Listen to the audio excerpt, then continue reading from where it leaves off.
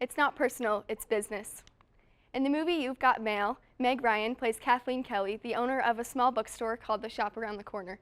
Tom Hanks plays Joe Fox, the owner of a much larger chain of bookstores called Fox Books. And it just so happens that Fox Books is opening up a store just down the street from The Shop Around the Corner. Now, prior to these two characters ever meeting in person, they meet in an online chat room, and over time they develop a friendship and a connection. Now just remember, this movie was made way back in the old days, before Tinder, before Facebook, and before Instagram. So they don't know what each other looks like because there are no pictures, only usernames. So they know each other by Shopgirl and NY152. Eventually, Fox Books opens up, and the Shop Around the Corner goes out of business. And they have a few encounters in person, but they don't know that this is the person they've been talking to online. And they decide that they just don't like each other and they don't get along.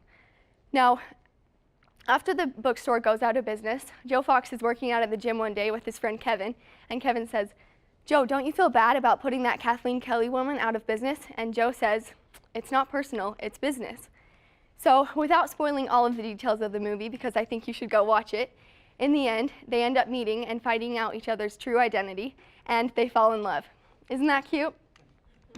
Sometimes I think the business world is too harsh. People feel like they can say or do anything simply because it's business, right? Even if those words are demeaning or cruel, it's just part of the game. One reason that people feel a disconnect is because they feel that the tasks are more important than the relationships. Now, I think that there is room for more of connection, conflict management, and compassion in the business world. I think the balance needs to be between being task-oriented and relationship-oriented. Now, I'm not saying that we need to develop those business relationships so much that we fall in love with our competitors, like in the movie, because I don't know that that's going to be the case in every way. But I think there's room for improvement in the business world, for sure. So how do we do that, really? First, connection. I think most humans crave some sort of connection. And in advertising, part of the technique that companies use to sell their products is creating a connection between the consumer and the products. Now, social media marketing is so effective because not only does it create that connection between the consumer and the products, but the consumer and the company itself. For example, this is an Instagram page that I came across. It was just a sponsored ad, and I felt drawn to it or connected to it because, one, I like shopping, and two, I like spending time outdoors. So naturally, I feel inclined or I feel a connection with this company because of my interests and my hobbies. Now, when there's a disconnect, conflict arises. And let's be honest, conflict is pretty much inevitable in many aspects of your life, whether it's work or family or other relationships that you have.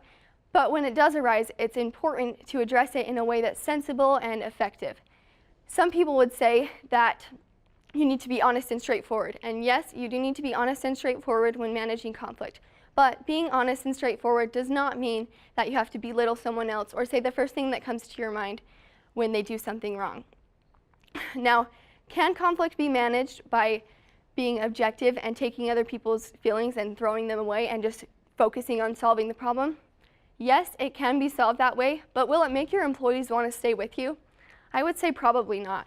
Employees want to be in an environment where they feel that connection that I talked about earlier, where they feel valued and they feel like their work is being recognized. So when employees feel like they aren't being valued, they leave. And an article from Forbes magazine said that in businesses' most important assets are its employees, and they go home every night. So if you are so focused, like a business owner or a company in general, if they're so focused on getting those tasks done, they don't take the time to strengthen employee relationships, then the employees are going to leave and your turnover rate is going to damage your business success.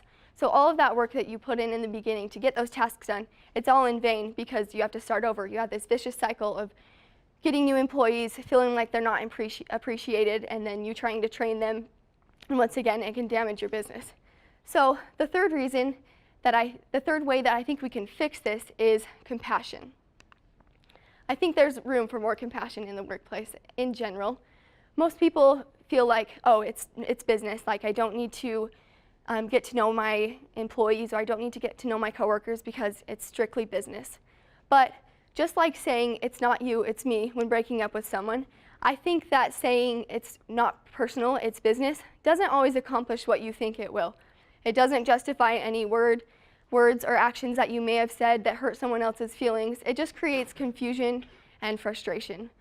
So rather than having the mindset that everything is so business structured and it has to be professional and you just need to get complete tasks, I think we need to focus more on creating that connection with those that we work with and learning how to manage conflict in a way that gets the task done but also helps people feel involved and included, because ultimately you want your employees and you want your coworkers to feel like what they do has value and they want to have a reason to wake up and come to work every day. And the key is to do all these things and to have compassion, but also find that balance between being task-oriented and being relationship-oriented.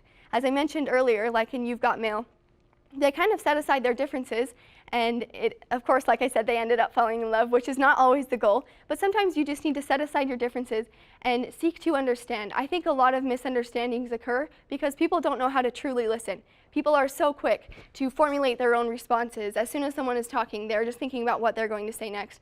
But as I mentioned earlier, if we try and implement that connection, conflict management, and compassion, we'll have a better work environment.